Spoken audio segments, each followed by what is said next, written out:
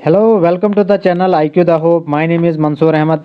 जैसा कि आपको यहाँ पे दिख रहा है, Rajya Sabha the upper house of India, इसके बारे में हमें एक नया वीडियो जो है आपके साथ शेयर करने जा रहे हैं। वीडियो को शुरू करने से पहले मैं आपसे एक ही रिक्वेस्ट कर रहा हूँ। मेरा ये जो यूट्यूब चैनल है IQ द, यहाँ पे मैं लिख रहा हूँ IQ द होप, इस चैनल को जो है ज़रूर सब्सक्राइब करके रखें ताकि आने वाली वीडियोस की नोटिफिकेशन जो आपको सबसे पहले मिलती रहे।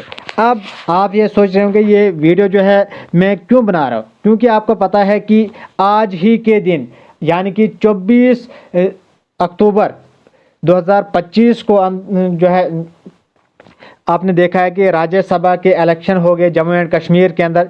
तो इस सारे मसले को हम सुलझाते हैं कि असल में ये राज्यसभा के जो इलेक्शंस होते हैं ये होते क्या है कि इसके अंदर जो है कौन सी चीज़ें होती है वो सारा डिस्कस करेंगे। तो वीडियो को अब शुरू करते हैं। सबसे पहले तो हम देखेंगे कि अभी जो है इलेक्टेड मेंबर्स जो कि जम्मू एंड कश्मीर की तरफ से जो है राज्यसभा के अंदर जो है जाएंगे वो कौन कौन से।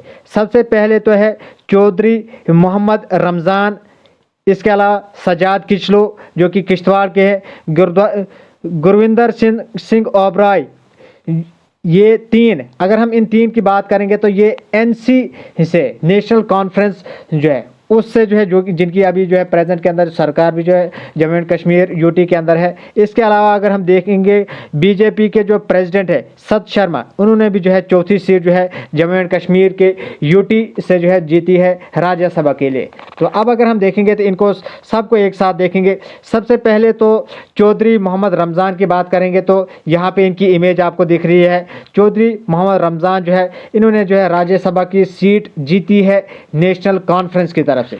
इसके अलावा अगर हम देखेंगे तो सजाद किचलो, अगर हम देखेंगे तो इन्होंने भी जो है नेशनल कॉन्फ्रेंस की तरफ से जो है राज्यसभा की सीट जीती है जम्मू एंड कश्मीर के अंदर, जो कि अब NC की तरफ से जो है राज्यसभा के अंदर जाएंगे। इसके अलावा अगर हम देखेंगे तो नेशनल कॉन्फ्रेंस के एक और लीडर जो है शमी ओबराय, इन्होंने जो है तीसरी सीट जो है राज्यसभा की जीती है नेशनल कॉन्फ्रेंस की तरफ से।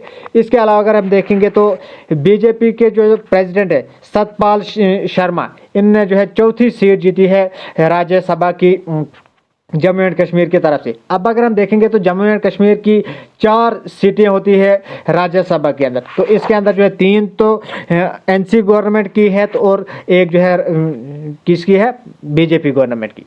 अब अगर हम देखेंगे तो लोकसभा और राज्यसभा की अगर हम बात करेंगे तो लोकसभा को अगर हम देखेंगे तो इसको लोअर हाउस भी कहा जाता है और राज्यसभा को जो है अपर हाउस कहा जाता है। अब अगर हम देखेंगे तो अपर हाउस को काउंसिल ऑफ स्टेट भी कहा जाता है, काउंसिल ऑफ स्टेट यानी कि काउंसिल ऑफ स्टेट राज्यसभा को कहा जाता है। और अगर हम लोकसभा की बात करेंगे, लोकसभा को जो है हाउस ऑफ पीपल भी कहा जाता है। यहाँ पे मैं बिल्कुल शॉर्ट में लिख रहा हूँ, हाउस ऑफ पीपल और काउंसिल ऑफ स्टेट। अगर हम देखेंगे तो अपर हाउस को यानी कि राज्यसभा को सेकंड हाउस भी कहा जाता है, सेकंड हाउस।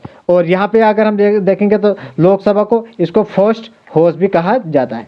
इसके साथ ये थोड़ी सी जो बेसिक आइडिया था मैंने आपको साथ शेयर कर लिया। अब आगे बढ़ के अगर हम देखेंगे इंट्रोडक्शन की बात करेंगे तो राज्यसभा को जो है आपने देखा होगा पार्लियामेंट का अपर हाउस भी कहा जाता है, यहाँ काउंसिल ऑफ स्टेट भी कहा जाता है इसी को।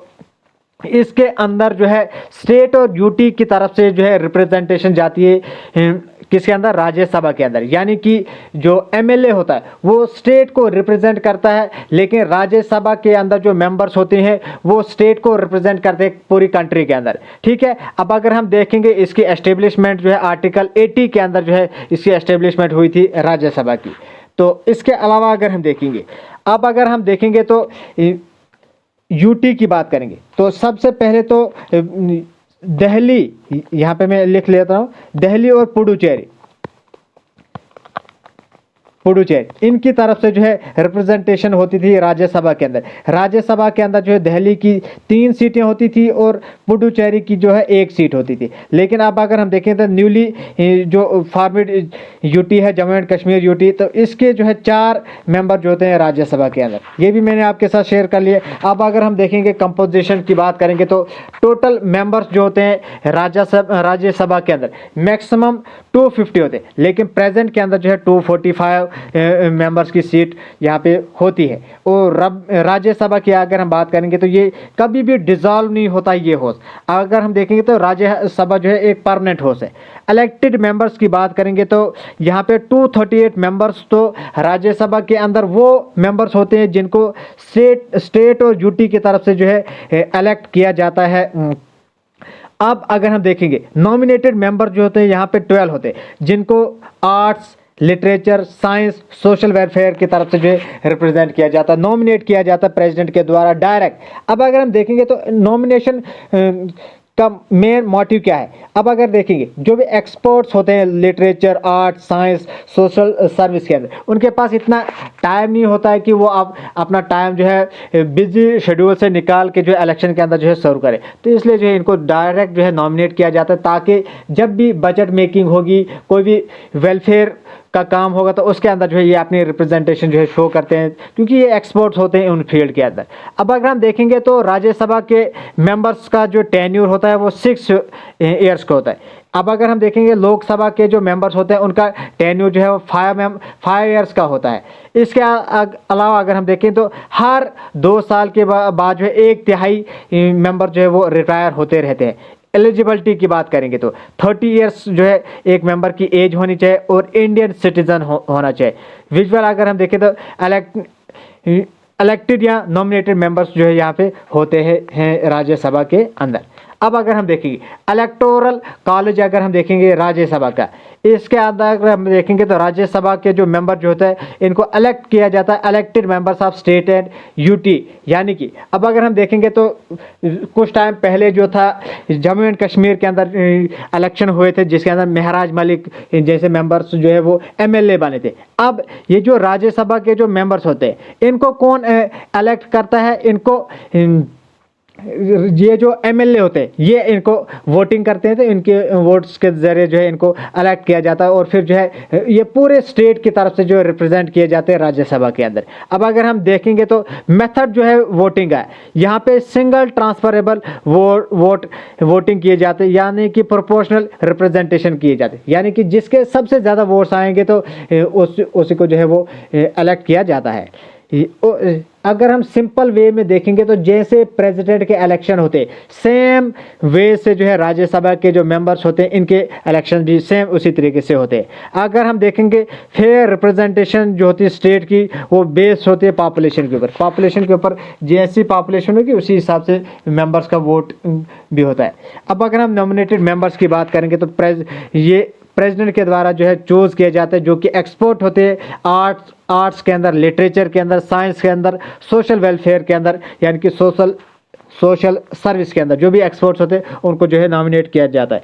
238 मैंने आपको पहले भी बताया था 238 को जो है इलेक्ट किया जाता है और 12 जो होते हैं वो क्या होते हैं वो नॉमिनेटेड होते हैं और सारे जो है 245 जो है टोटल मेंबर्स हैं इसके अंदर। और अगर हम देखेंगे तो जो मैक्सिमम कैपेसिटी जो है 250 की है लेकिन 245 मेंबर्स यहाँ पे होते हैं। अब आगे बढ़ते हैं। टेन्योर की बात मैंने बताया था कि हर 2 साल के बाद जो है 1/3 मेंबर जो है तो क्या हो जाते हैं वो रिटायर हो जाते हैं। फॉर एग्जाम्पल 4 मेंबर्स हैं, 4 में से हर 3 साल 2 साल के बाद जो है एक मेंबर जो है वो रिटायर हो जाएगा। ठीक है, ये सिंपल वे था इसको समझाने का। अब अगर हम देखेंगे ये जो होस्ट होता है इसके जो मेंबर्स होते हैं वो कभी भी रिटायर ये जो होस्ट है ये डिसॉल्व नहीं होता है। जैसे कि लोकसभा है हर 5 साल के बाद जो है लोकसभा को जो है डिसॉल्व किया जाता है और फ्रेश इलेक्शन किए जाते हैं, लेकिन राज्यसभा एक ऐसा होस्ट है जो कभी भी डिसॉल्व नहीं होता है। ये जो होस्ट है इसको परमानेंट होस्ट भी कहा जाता है क्योंकि हर 2 साल के बाद नए मेंबर जो है वो इलेक्ट होते हैं, जैसे कि जम्मू एंड कश्मीर के अंदर भी ऐसा ही होता है। ठीक है, अगर हम देखेंगे तो 3 सेगमेंट्स होते हैं और रोटेटिंग हर 2 साल के बाद जो इनको रोटेट किया जाता है यानी कि इलेक्शन नए मेंबर्स को लाया जाता है। अब अगर हम देखेंगे जो ऑफिशियल्स होते हैं राज्यसभा के अंदर यानी कि ऑफिसर्स चेयरपर्सन जो होता है ये इसका वाइस प्रेसिडेंट होता है, जिसको एक्स ऑफिशियो भी कहा जाता है। जो भी वाइस प्रेसिडेंट होगा वो चेयरपर्सन होगा राज्यसभा का। अब अगर हम देखेंगे तो सीपी राधाकृष्णा जो है प्रेजेंट के अंदर जो है इंडिया के वाइस प्रेसिडेंट भी है और वही जो है चेयरपर्सन भी है राज्यसभा के। डिप्टी चेयरपर्सन कौन सा है? श्री हरिवंश। ठीक है। अब अगर हम देखेंगे तो राज्यसभा के लीडर ऑफ द हाउस और ओपोजिशन देखेंगे तो जेपी नड्डा जो है लीडर ऑफ द हाउस है और मल्लिकार्जुन खड़गे जो है जो कि कांग्रेस के प्रेसिडेंट भी जो है वही जो है ओपोजिशन के मेंबर भी है, यानी कि ओपोजिशन लीडर भी है। ये जो है आपने बताना है कि सेक्रेटरी ऑफ स्टाफ जो है वो कौन है राज्यसभा का। इसके अलावा अगर हम देखेंगे स्पेशल फीचर्स की बात करेंगे तो परमानेंट हाउस होता है ये राज्यसभा, जो कि कभी भी डिसॉल्व नहीं होता है। नॉमिनेटेड मेंबर्स जो होते हैं एक्सपर्टाइज होती है नॉमिनेटेड मेंबर्स की किसी भी आर्ट्स के अंदर, साइंस के अंदर, लिटरेचर के अंदर, सोशल वेलफेयर के अंदर। स्टेट्स प्रोपोर्शनलिटी को जो है रिप्रेजेंट किया जाता है राज्यसभा के अंदर इन मेंबर्स के द्वारा। अब अगर हम देखेंगे तो इसी के साथ ये जो सारा जो मैंने आपके साथ शेयर किया, ये जो इन्फॉर्मेशन मेरे हिसाब से काफ़ी ज़्यादा थी, इन्फॉर्मेटिव वीडियो है। तो अब आपका काम है, मेरे ये जो चैनल है IQ द होप, यहाँ पे मैं लिख ले रहा हूँ ताकि आपको ध्यान में रहे। IQ द होप, इसको क्या करना है आपने? इसको आपने सब्सक्राइब करना है। ठीक है, सब्सक्राइब करना है। कहीं पे अगर कुछ कमी लगती है तो ज़रूर कमेंट सेक्शन के अंदर बताया करें और लाइक, अगर अच्छा लगता है तो बिल्कुल लाइक करें और अपने दोस्तों के साथ जो है वो ज़रूर शेयर करें। Thanks for watching our videos and God bless you all.